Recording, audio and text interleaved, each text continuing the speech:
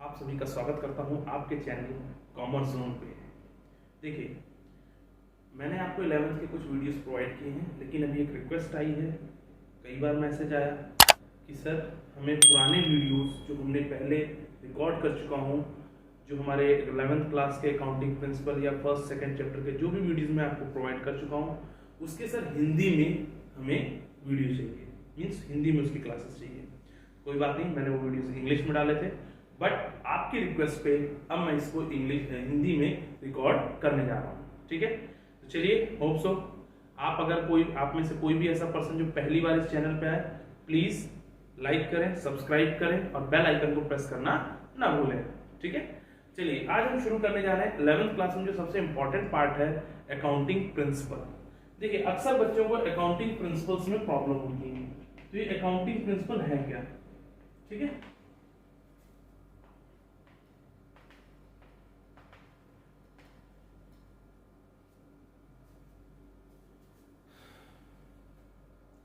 हम बात करें अकाउंटिंग प्रिंसिपल की। ठीक है, बेसिकली ये जो हमारे अकाउंटिंग प्रिंसिपल्स हैं, ये प्रिंसिपल का मतलब क्या होता है? सिद्धांत। देखिए, एक तो प्रिंसिपल है आपके स्कूल में जो प्रिंसिपल है, उसकी स्पेलिंग में क्या होता है? प्रिंसिपल PAL होता है। उस प्रिंसिपल का मतलब होता है head of institution. Clear? Mean किसी भी इंस्टीट्यूशन का, किसी भी ऑर्गेनाइजेशन का जो हेड है, उसी को हम प्रिंसिपल कहते हैं। क्लियर? और यहाँ पे जो हमारा प्रिंसिपल है वो क्या है? PLE। मीन्स ऐसा प्रिंसिपल, ये प्रिंसिपल क्या कहता है? इस प्रिंसिपल का मतलब है किसी भी काम को करने के जो सिद्धांत हैं, जो रूल्स हैं, ठीक है, वो क्या कहलाता है? प्रिंसिपल कहलाता है। क्लियर? तो अब हम यहाँ पढ़ने जा रहे हैं कि अकाउंटिंग को करने के कौन कौन से सिद्धांत हैं, कौन कौन से नियम कानून हैं जो हमें फॉलो करने हैं। क्लियर? तो देखिए, अकाउंटिंग प्रिंसिपल्स को बेसिकली अगर हम डिफाइन करने जाएं तो हमें सबसे पहले ये पता होना चाहिए प्रिंसिपल्स हैं क्या। बेसिकली जो भी हमारी ये अकाउंटिंग प्रिंसिपल, ये एक तरह की जनरल गाइडलाइंस प्रोवाइड कर रहा है। जितने भी हमारे अकाउंटिंग प्रिंसिपल, ये क्या है? These are the general guidelines to prepare accounting. Accounting को प्रिपेयर करने की ये एक जनरल गाइडलाइन है जो हर किसी को फॉलो करनी चाहिए। क्लियर? अच्छा, ये जो प्रिंसिपल्स है ये हमारे यूनिवर्सल है। यूनिवर्सल का मतलब है कि ये प्रिंसिपल आपके हर जगह अप्लाई होंगे। ऐसा नहीं है कि केवल हम प्रॉफिट ऑर्गेनाइजेशन में ही इनका यूज करेंगे, चाहे वो नॉन प्रॉफिट ऑर्गेनाइजेशन हो, चाहे प्रॉफिट ऑर्गेनाइजेशन हो, चाहे आपकी छोटी फर्म हो या बड़ी फर्म हो, हर जगह हम अकाउंटिंग प्रिंसिपल का यूज करेंगे। मींस किसी भी तरह की अगर हम अकाउंटिंग कर रहे हैं, चाहे वो आपकी हॉस्पिटल की हो, चाहे वो कंपनी की हो, चाहे वो आपका चैरिटेबल ट्रस्ट हो, किसी की भी आप अकाउंटिंग कर रहे हैं, हर जगह जो रूल ऑफ जो अकाउंटिंग है या जो प्रिंसिपल ऑफ अकाउंटिंग है वो सेम होंगे, ये चेंज नहीं होंगे। क्लियर? तो ये बात होगी यूनिवर्सल की। अच्छा, हमारा जो अकाउंटिंग प्रिंसिपल है फ्लेक्सिबिलिटी भी है, ये फ्लेक्सिबल भी है। फ्लेक्सिबल कैसे? क्योंकि अगर हम चाहें जो भी प्रिंसिपल हमारे डिफाइन किए गए हैं, तो ऐसा कोई जरूरी नहीं कि सारे प्रिंसिपल को आप एज इट इज यूज करें। मींस हूबहू जैसा उसमें दिया गया है आप वैसा ही आप अपनी अकाउंटिंग में यूज करें। आप चाहें तो उसमें थोड़ा बहुत सा चेंजेस ला सकते हैं। Means there is a chances of changes in this rules and regulation. Means जो भी हमारे प्रिंसिपल डिफाइन किए गए हैं, इनमें हम कुछ ना कुछ थोड़ा बहुत चेंजेस अपने अकॉर्डिंग कर सकते हैं, अपनी सुटेबिलिटी के लिए। क्लियर? तो ये तो बात हो गई हमारी अकाउंटिंग प्रिंसिपल के फीचर्स की। क्लियर? तो जितने भी हमारे प्रिंसिपल्स हैं ये सारे उसके फीचर्स हैं। अच्छा, इसमें एक चीज और है, जितने भी प्रिंसिपल्स हैं ये सारे एक्सपेरिमेंट और प्रैक्टिस के बाद डिफाइन किए गए। ऐसा नहीं कि कोई भी प्रिंसिपल बस हमने सोचा और लिख दिया। कोई भी प्रिंसिपल अगर किसी के भी मन में आया तो सबसे पहले उन प्रिंसिपल्स को इंप्लीमेंट किया गया, उनका यूज किया गया। जब उसका रिजल्ट पॉजिटिव मिला तभी हमने उसको एज ए प्रिंसिपल कंसीडर किया। क्लियर है यहाँ पे? तो ये तो बात हो गई उसके फीचर्स की। चलिए अब हम बात करते हैं अकाउंटिंग प्रिंसिपल। तो हम पढ़ने जा रहे हैं, लेकिन हमें यह भी पता होना चाहिए इन प्रिंसिपल्स को डिफाइन कहां किया गया। तो आपने एक वर्ड सुना होगा, गैप, GAAP। इस गैप का फुल फॉर्म क्या होता है? Generally accepted accounting principle. Basically ये एक ऑर्गेनाइजेशन है जिसका काम है प्रिंसिपल्स को डिफाइन करना, प्रिंसिपल में इम्प्रोवाइजेशन लाना। क्लियर? तो इस गैप, ये जो ऑर्गेनाइजेशन है इसका काम ही यही है कि हमारी अकाउंटिंग में क्या क्या नए अपडेट्स आ सकते हैं और क्या क्या नई चीजें अपडेट हो रही हैं, ये उन सारी चीजों पे वर्क करते हैं। क्लियर? तो जितने भी प्रिंसिपल डिफाइन किए सारे गैप के अंडर डिफाइन किए गए हैं। क्लियर? चलिए, तो अब हम आते हैं सबसे पहले अकाउंटिंग प्रिंसिपल पे। देखिए, बेसिकली यहां पे हम अकाउंटिंग प्रिंसिपल को, आप बहुत ध्यान समझिएगा, अकाउंटिंग प्रिंसिपल को दो पार्ट में डिवाइड किया गया है। तो वो दो पार्ट क्या है? Concepts and conventions. तो हम सबसे पहले बात कर रहे हैं कॉन्सेप्ट्स की, क्लियर, और क्या है हमारे कन्वेंशंस, ठीक। तो हमारे यहाँ पे जो कॉन्सेप्ट्स हैं और जो कन्वेंशंस हैं वो क्या है, देखिए सबसे पहले हम बात करते हैं कॉन्सेप्ट्स की। देखिए अकाउंटिंग प्रिंसिपल के जो कॉन्सेप्ट्स हैं वो जैसे डिफाइन किए गए हैं हम उनको एज इट इज अपनी अकाउंटिंग में यूज करते हैं। मींस कॉन्सेप्ट्स को जैसा डिफाइन किया गया, जैसा कहा गया उसके बारे में हम उसको एज इट इज अपनी अकाउंटिंग में यूज करते हैं। मींस अगर हम चाहें तो कॉन्सेप्ट्स में चेंज नहीं ला सकते, क्लियर, वो हमें यूज करना ही करना है। लेकिन कन्वेंशंस जो हैं, जो भी हमारे कन्वेंशन डिफाइन किए गए हैं उनको हम चाहें तो अपने अकॉर्डिंग चेंज कर सकते हैं, हम अपनी सुटेबिलिटी के अकॉर्डिंग उसको चेंज कर सकते हैं, क्लियर। तो यही डिफरेंस है हमारा कॉन्सेप्ट और कन्वेंशन में, कि कॉन्सेप्ट्स को हम चेंज नहीं कर सकते अपनी सुटेबिलिटी के अकॉर्डिंग, लेकिन हम कन्वेंशंस को अपने अकॉर्डिंग, अपनी सहूलियत के अकॉर्डिंग बदल सकते हैं, या हम चाहें तो उसको यूज करें या ना करें, इट्स नॉट मैंडेटरी, क्लियर है यहाँ पे। लेकिन अगर कॉन्सेप्ट की बात आएगी तो इन्हें हमें यूज करना ही करना है एक बेटर अकाउंटिंग के लिए। आ गई बात समझ में? चलिए, तो अब हम आगे बढ़ते हैं कि अकाउंटिंग प्रिंसिपल्स में हमारे प्रिंसिपल्स क्या है। तो सबसे पहले मैं शुरुआत करना चाहूंगा कॉन्सेप्ट से, क्लियर। तो अगर मैं कॉन्सेप्ट में सबसे पहली बात करूं तो पहला जो हमारा कॉन्सेप्ट आएगा वो आएगा बिजनेस एंटिटी कॉन्सेप्ट। क्या है? Business entity concept, clear. ये बिजनेस एंटिटी कॉन्सेप्ट क्या कहता है? बिजनेस एंटिटी कॉन्सेप्ट का मतलब है कि हर एक बिजनेस की अपनी खुद की एक आइडेंटिटी होती है। मींस बिजनेस और ओनर दोनों ही एक दूसरे से बिल्कुल अलग होते हैं। कभी ऐसा नहीं होता कि कोई भी चीज हम बिजनेस में परचेज करेंगे वो ओनर के नाम पे होगी। Every transactions are recorded in accounting should be related to the business। कहने का मतलब है कि जो भी ट्रांजैक्शन हम बिजनेस में रिकॉर्ड कर रहे हैं या बिजनेस में हम कुछ भी खरीद रहे हैं या बेच रहे हैं वो सब कुछ बिजनेस के नाम पे होगा, ना कि ओनर के नाम पे, क्लियर। तो यानी बिजनेस के नाम से रिलेटेड जो ट्रांजैक्शन है, जो एंट्रीज हैं, वही हम केवल अकाउंटिंग में रिकॉर्ड करने वाले हैं। आ गई बात समझ में? तो ये कौन कहता है? बिजनेस एंटिटी कॉन्सेप्ट कहता है कि हम बिजनेस में केवल वही चीज रिकॉर्ड करें जो बिजनेस से रिलेटेड है। इसलिए यहां पे बताया गया है कि बिजनेस और ओनर दोनों एक दूसरे से अलग होते हैं, इसलिए ओनर से रिलेटेड ट्रांजैक्शन हम बिजनेस में रिकॉर्ड नहीं करेंगे। हम अकाउंटिंग में वही ट्रांजैक्शन रिकॉर्ड करेंगे जो बिजनेस से रिलेटेड है। आ गई बात समझ में? ये कौन सा प्रिंसिपल कहता है? बिजनेस एंटिटी कॉन्सेप्ट, क्लियर है यहाँ पे।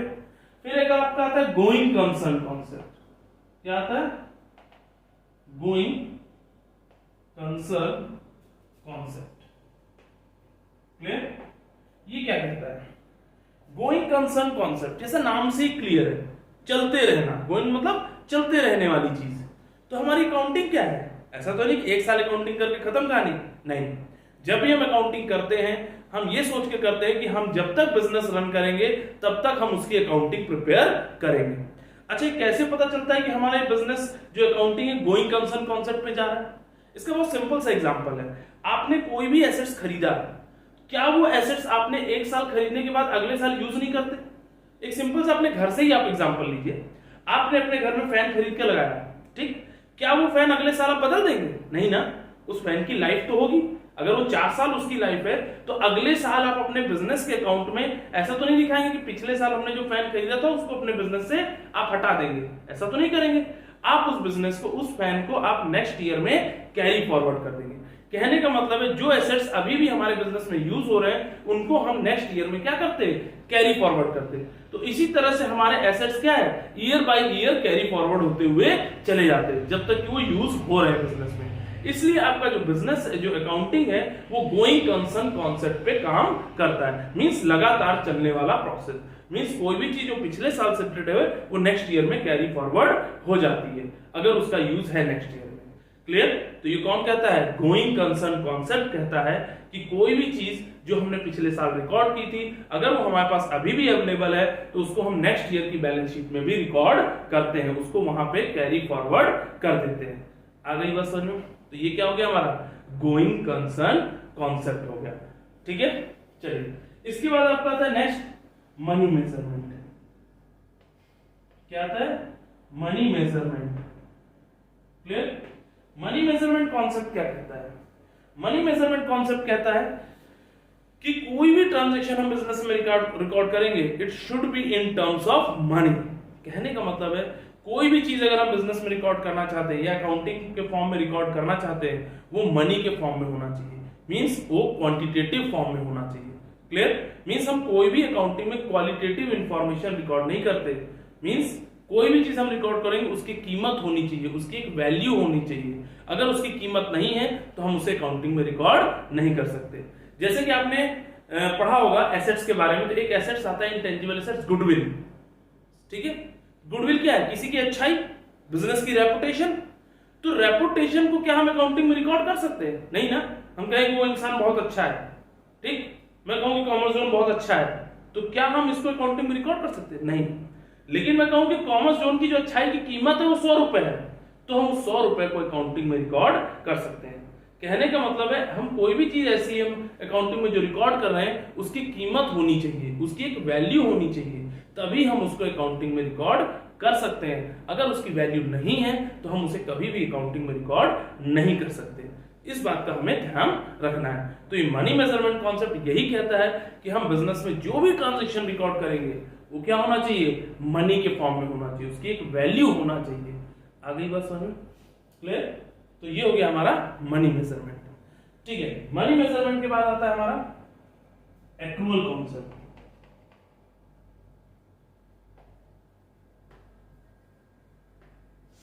ठीक, ये सारे हमारे कॉन्सेप्ट्स हैं। ठीक, एक्रूअल कॉन्सेप्ट क्या कहता है? एक्रूअल कॉन्सेप्ट कहता है कि हम अकाउंटिंग में कैश और क्रेडिट दोनों से रिलेटेड ट्रांजैक्शन रिकॉर्ड कर सकते हैं। क्लियर? ऐसा कोई जरूरी नहीं है कि हम केवल कैश रिलेटेड ही ट्रांजैक्शन रिकॉर्ड करेंगे या हम उधार वाली ट्रांजैक्शन नहीं रिकॉर्ड करेंगे। क्लियर? एक्रूअल कॉन्सेप्ट कहता है कि हम अकाउंटिंग में हम चाहें तो कैश और credit related both transaction can be recorded in accounting. Means हम चाहें तो अकाउंटिंग में हम उधार वाली और कैश वाली दोनों ही ट्रांजैक्शंस को हम बिजनेस में रिकॉर्ड कर सकते हैं। क्लियर? मींस ऐसा कोई जरूरी नहीं है कि केवल कैश का होना जरूरी है। मींस जहां पे हम कैश का लेन देन कर रहे हैं केवल उसी ट्रांजैक्शन को हम अकाउंटिंग में रिकॉर्ड करेंगे। इंपॉर्टेंट ये है कि उसकी मनी में वैल्यू होनी चाहिए। ठीक, अब वो चाहे वहां पे कैश ट्रांजैक्शन हुई हो या नॉन कैश ट्रांजैक्शन हो, कहने का मतलब है कि बस उसकी कीमत होना जरूरी है। ये इंपॉर्टेंट नहीं है कि वो कैश में है या नॉन कैश फॉर्म में है। ठीक है, तो ये एक्रूअल कॉन्सेप्ट यही कहता है कि आपकी चाहे कैश फॉर्म में ट्रांजैक्शन हो या नॉन कैश फॉर्म में, दोनों ही ट्रांजैक्शन हम हमेशा अकाउंटिंग में रिकॉर्ड करते हैं। आ गई बात समझ में? क्लियर है? तो ये हो गया हमारा एक्रूअल कॉन्सेप्ट। अब एक कॉन्सेप्ट आता है consistency concept.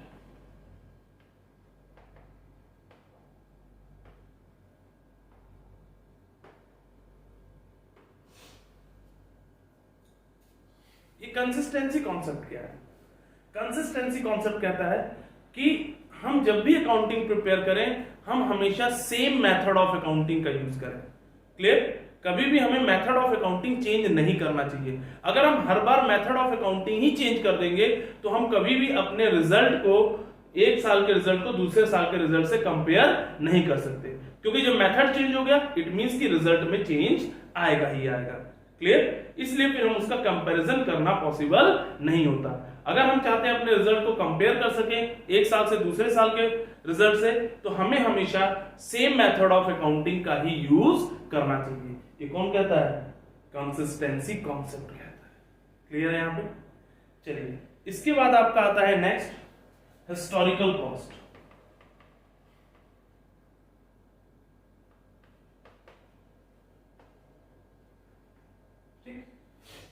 Historical cost concept क्या कहता है? हिस्टोरिकल कॉस्ट कॉन्सेप्ट कहता है कि हम जो भी अकाउंटिंग कर रहे हैं या किसी भी चीज को हम रिकॉर्ड कर रहे हैं, कोई भी चीज हम परचेज कर रहे हैं, हम हमेशा उस एसेट्स को या जो भी चीज हम खरीद रहे हैं उसको हम हमेशा उसकी एक्विजिशन प्राइस कहने का मतलब है कि जितने रुपए में हमने उसको खरीदा था, जो हमारी परचेज प्राइस थी, हम हमेशा उसी प्राइस पे उसको अकाउंटिंग में रिकॉर्ड करेंगे। आ गई बात समझ में? क्लियर? अगर हमने कोई चीज खरीदी है, मान लीजिए आपने एक फोन खरीदा, आज उसकी कीमत 50,000 रुपए है, हो सकता है एक महीने बाद उसकी कीमत जो है 45,000 हो जाए, लेकिन अब तो अकाउंटिंग में तो आपको मजबूरी है, आपको तो पूरे साल 50,000 ही रिकॉर्ड करना पड़ेगा। क्लियर है? यहाँ पे समझ में आया कि नहीं? तो हिस्टोरिकल कॉस्ट कॉन्सेप्ट यही कहता है कि जिस प्राइस पे हम एसेट्स को खरीदते हैं या किसी भी चीज को परचेस करते हैं, हमेशा उसी प्राइस को अकाउंटिंग में रिकॉर्ड करेंगे। उसमें अगर चेंज आया है तो वो हमारे लिए लॉस हो जाता है, बट हम अपनी अकाउंटिंग में उसका ओरिजिनल प्राइस ही शो करेंगे। आ गई बात समझ में? ये कौन सा कॉन्सेप्ट कहता है? हिस्टोरिकल कॉस्ट कॉन्सेप्ट कहता है। क्लियर? तो हमारे टोटल कितने कॉन्सेप्ट्स हो गए? 1 2 3 4 5 6 कॉन्सेप्ट्स हो गए। चलिए अब बचता है क्या है हमारे पास? हमारे पास बचता है मैचिंग कॉन्सेप्ट। क्या बचता है? Matching concept. क्लियर? ये मैचिंग कॉन्सेप्ट क्या कहता है? मैचिंग कॉन्सेप्ट कहता है कि जो भी हम अकाउंटिंग कर रहे हैं, तो जाहिर सी बात हम किसी रिजल्ट के लिए कर रहे हैं। अकाउंटिंग हम प्रिपेयर किस लिए करते हैं? किसी एक रिजल्ट को फाइंड आउट करने के लिए। अच्छा, वो रिजल्ट क्या है? वो रिजल्ट प्रॉफिट के फॉर्म में हो सकता है, लॉस के फॉर्म में हो सकता है। क्लियर? तो बेसिकली मैचिंग कॉन्सेप्ट का मतलब है कि अगर हमें किसी भी बिजनेस का रिजल्ट फाइंड आउट करना है तो हमें कंपेयर तो करना होगा। We have to compare expenses and income. जब इनकम और एक्सपेंस का जब हम कंपैरिजन करेंगे तभी हम क्या कर सकते हैं? ये फाइंड आउट कर सकते हैं कि हमें कितना प्रॉफिट हुआ या लॉस हुआ। ठीक है? और ये मैचिंग कॉन्सेप्ट ये कहता है कि हम उसी साल के किसी भी एक्सपेंस को जो हम रिकॉर्ड कर रहे हैं या कंपेयर कर रहे हैं, तो हम केवल इस साल की इनकम को, मान के चलो अगर 2020 चल रहा है हमारा, तो 2020 की जो इनकम है उसको हम 2020 के एक्सपेंस से ही कंपेयर करेंगे। उसको हम कभी भी 2019 के एक्सपेंस और 2021 के एक्सपेंस से कंपेयर नहीं करेंगे। 2020 की इनकम को 2020 वाले एक्सपेंस से ही कंपेयर किया जाएगा। ये कौन कहता है? मैचिंग कॉन्सेप्ट कहता है कि हमें सेम ईयर की इनकम को सेम ईयर के एक्सपेंस से ही कंपेयर करना है, ना कि नेक्स्ट ईयर के एक्सपेंस से कंपेयर करना है। क्लियर है यहाँ पे? और ना ही प्रीवियस ईयर के एक्सपेंस से। क्लियर? तो ये कौन कहता है? मैचिंग कॉन्सेप्ट कहता है। ठीक? अब बात आती है रेवेन्यू रिकॉग्निशन कॉन्सेप्ट। ये होता है आपका रेवेन्यू रिकॉग्निशन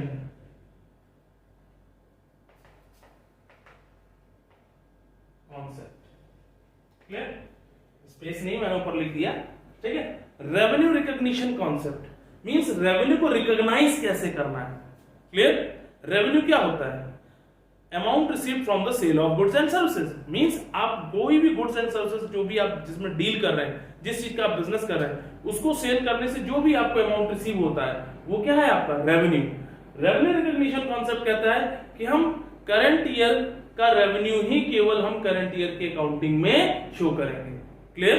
जो प्रीवियस ईयर का रेवेन्यू हो प्रीवियस ईयर के अकाउंटिंग का ही पार्ट होगा, और जो नेक्स्ट ईयर का रेवेन्यू हो नेक्स्ट ईयर के अकाउंटिंग का ही पार्ट होगा। रेवेन्यू रिकॉग्निशन कॉन्सेप्ट कहता है जो इस साल की सेल है वो चाहे उसका पैसा मिला हो या ना मिला हो, बट वो सेल हुई है तो हम उसे इस साल की अकाउंटिंग में ही रिकॉर्ड करेंगे। मान चलिए 2020 में आप सेल कर रहे हैं 2 लाख रुपए की, 2 लाख में 1.5 लाख आपने रिसीव कर लिया, 50,000 अभी आपको कैश रिसीव नहीं हुआ, तो रेवेन्यू रिकॉग्निशन कॉन्सेप्ट कहता है वो इस साल का है ना, भले उसका पैसा भी नहीं मिला हो, तो उसको हम हमेशा इस साल की अकाउंटिंग में ही रिकॉर्ड करेंगे, यानी 2020 की अकाउंटिंग में ही रिकॉर्ड करेंगे। क्लियर? तो ये क्या है आपका revenue recognition concept. Means revenue को रिकॉग्नाइज करना कि कौन सा किस ईयर से रिलेटेड है, और जो जिस ईयर का रिलेटेड है उसको उसी ईयर में रिकॉर्ड किया जाएगा। क्लियर है यहाँ पे? तो ये हो गया आपका रेवेन्यू रिकॉग्निशन कॉन्सेप्ट। अब देखिए कितने हो गए हमारे, 1 2 3 4 5 6 7 8। ठीक?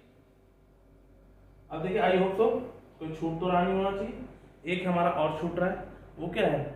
Dual aspect concept. क्या है? डुअल एस्पेक्ट कॉन्सेप्ट, जो कि बहुत ही इंपॉर्टेंट है। Dual aspect concept. क्लियर? अब देखिए डुअल एस्पेक्ट कॉन्सेप्ट क्या कहता है? ये कहता है कि हम अकाउंटिंग में जो भी ट्रांजैक्शन रिकॉर्ड करेंगे हर ट्रांजैक्शन का 2 इफेक्ट होगा। मींस कोई भी ट्रांजैक्शन कभी भी सिंगल जगह पे इफेक्ट नहीं करने वाली है, हर ट्रांजैक्शन दोनों जगह इफेक्ट करेगी, डेबिट साइड भी और क्रेडिट साइड भी। क्लियर? आगे बात समझ में? ये यही कह रहा है। ये क्या कह रहा है? Every transaction have 2 effects in accounting, one is debit side and one is credit side. Her transaction minimum 2 जगह इफेक्ट करना ही करना है, एक डेबिट साइड और एक क्रेडिट साइड। क्लियर? ये कौन कह रहा है? Dual aspect concept. अच्छा, इस चीज को प्रूफ करने के लिए एक इक्वेशन आपने पढ़ा होगा assets equals to liability plus capital. ये जो अकाउंटिंग इक्वेशन है ये इस कॉन्सेप्ट को ही प्रूव कर रहा है। जितनी भी ट्रांजैक्शन होंगी उनके हर जगह दो इफेक्ट होंगे। आपने अकाउंटिंग इक्वेशन अगर चैप्टर पढ़ा होगा तो आपको पता चल जाएगा कि जो भी ट्रांजैक्शन हम रिकॉर्ड करेंगे, एक से हमारा एसेट्स बढ़ रहा है तो एक से एसेट्स घट रहा है। एक ट्रांजैक्शन की वजह से, मतलब उसी ट्रांजैक्शन की वजह से आपका एसेट्स घट भी रहा है, बढ़ भी रहा है, या हो सकता है उसी ट्रांजैक्शन की वजह से आपके एसेट्स बढ़ रहे हैं, लायबिलिटी भी बढ़ रही है। मींस दो जगह इफेक्ट उसको करना ही करना है, एक डेबिट तो एक क्रेडिट। क्लियर है? तो ये हो गया क्या हमारा डुअल एस्पेक्ट कॉन्सेप्ट। तो ये हो गए हमारे सारे कॉन्सेप्ट्स। अब हम बात करते हैं कन्वेंशंस के बारे में। क्लियर? तो हमारे कन्वेंशन क्या है, चलिए करने जा रहे हैं कन्वेंशंस के बारे में।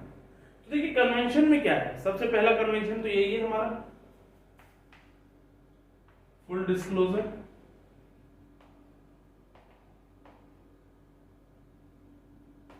फुल डिस्क्लोजर का मतलब क्या है? ये कह रहा है कि हमारी जो भी अकाउंटिंग इंफॉर्मेशन है हमें वो पूरी पूरी डिस्क्लोज कर देनी चाहिए। डिस्क्लोज मतलब इन्फॉर्म कर देना है, अकाउंटिंग यूजर को बता देना चाहिए। ये कौन कह रहा है? प्रिंसिपल ऑफ फुल डिस्क्लोजर, या कहते थे कन्वेंशन ऑफ फुल डिस्क्लोजर कह रहा है कि हम सारी इंफॉर्मेशन अकाउंटिंग यूजर को बता दें, कुछ भी हमें छुपाना नहीं चाहिए। ये कौन कहता है? Full disclosure. क्लियर? अब इसके बाद आता है आपका नेक्स्ट मटेरियलिटी कॉन्सेप्ट कन्वेंशन। क्या आता है? Materiality concept. मटेरियलिटी कॉन्सेप्ट क्या होता है? Sorry convention. मटेरियलिटी जो प्रिंसिपल है ये क्या कहता है? ये कहता है, ये बेसिकली जस्ट डिस्क्लोजर के अपोजिट की बात कर रहा है।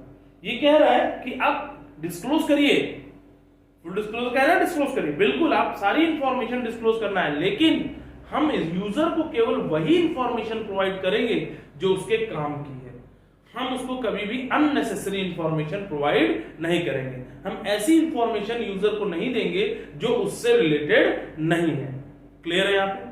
भाई हमारे बिजनेस में हम अपने एम्प्लॉइज को अगर रिक्रिएशन कर रहे हैं, उनको कहीं घुमाने ले जाए, तो ये गवर्नमेंट के काम की चीज थोड़े। गवर्नमेंट को क्या मतलब है? गवर्नमेंट को तो अपने टैक्स से मतलब है कि कितना टैक्स इस बिजनेस में चार्ज हो रहा है। तो वो इंफॉर्मेशन अगर हम दे रहे हैं तो गवर्नमेंट को हमारा इस इंफॉर्मेशन से कोई लेना देना नहीं है। तो यही चीज हमें ध्यान रखनी है कि हम अकाउंटिंग यूजर्स को केवल वही इंफॉर्मेशन प्रोवाइड करें जो उनसे रिलेटेड है, जो उसके काम की है। कोई भी अननेसेसरी मींस बेवजह की इंफॉर्मेशन हमें देने की जरूरत नहीं है। ये कौन कहता है? मटेरियलिटी प्रिंसिपल कहता है। क्लियर? ये कन्वेंशन क्यों? आप चाहे तो दे दें फुल डिस्क्लोज, चाहे तो ना डिस्क्लोज करें, तो ये हमारे ऊपर डिपेंड करता है हम चाहे तो इसको यूज करें या ना करें। बट ऐसा ये प्रिंसिपल कह रहा है कि हमें करना चाहिए। ठीक है? फिर आता है प्रिंसिपल ऑफ कंजर्वेटिज्म, या कह सकते हैं prudence. Prudence, principle of prudence या प्रिंसिपल ऑफ कंजर्वेटिज्म, ये क्या कहता है? ये प्रिंसिपल कहता है कि हम अकाउंटिंग में होने वाले लॉसेस को पहले रिकॉर्ड करेंगे। अगर हमें लगता है कि इन फ्यूचर कुछ लॉस हो रहा है या हो सकता है तो हम उस लॉस को पहले ही रिकॉर्ड कर लेंगे। लेकिन वहीं पे प्रिंसिपल कहता है कि फ्यूचर में होने वाले गेन को, या जो हमें लगता है कि इन फ्यूचर ये गेन हो सकता है, ये प्रॉफिट हो सकता है, उसे हम कभी भी पहले से रिकॉर्ड नहीं करेंगे। आ गई बात समझ में? अभी आप आगे पढ़ेंगे provision for doubtful debt, provision for depreciation. Clear? Means क्या है कि हमें डाउट है कि इन फ्यूचर ये डेटर पैसा नहीं देगा, तो डाउटफुल डेट वो हम पहले से क्रिएट कर लेते कि ये इंसान पैसा नहीं देगा। क्लियर? जैसे आपने पढ़ा होगा डेटर्स। डेटर्स क्या होता है? जिस पर्सन को हम उधार पे सामान बेचते हैं वो हमारा डेटर। लेकिन हमको लगता है कि हमने जिसको बेचा वो कुछ पैसे हमें ना दे। हमने 10,000 का बेचा, लेकिन हमें डाउट है कि वो 8,000 देगा, तो हमें डाउट है ना कि 2,000 नहीं देगा, तो हमने उसको पहले से क्रिएट कर लिया कि 2,000 नहीं मिलेंगे। तो वो क्या, हम पहले से ही लॉस के लिए प्रिपेयर है। क्लियर? लेकिन अगर हमें लगता है कि इन फ्यूचर हमें ज्यादा पैसे मिलने वाले तो उसको हम कभी भी पहले से रिकॉर्ड नहीं करेंगे। आ गई बात समझ में? ये कौन कहता है? प्रिंसिपल ऑफ प्रूडेंस कहता है। आ गई बात समझ में? किसी को डाउट? तो ये क्या हो गया हमारा अकाउंटिंग प्रिंसिपल हो गए। चलिए, अगर आपको यहाँ पे लगता है कोई डाउट है तो प्लीज कमेंट बॉक्स में जरूर बताएं। और हाँ, पहली बार अगर चैनल पे आए तो प्लीज सब्सक्राइब करें, लाइक करें, शेयर करें एंड बेल आइकन को प्रेस करना ना भूलें। तो thank you and have a nice day.